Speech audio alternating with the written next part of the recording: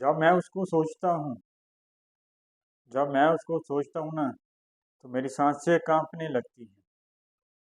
मुझे लगता है कि जैसे अभी ज़मीन फटेगी और मैं धुस जाऊंगा।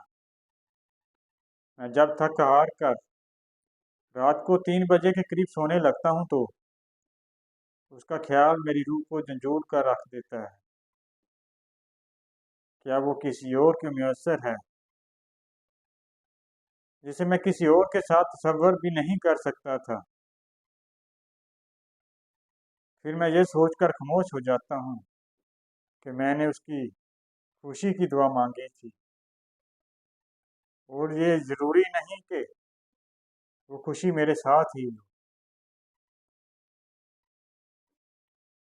लफ्ज़ों की खुशी दिलों को सुकून नहीं बख्शती, दिलों को चैन कभी नहीं मिलता।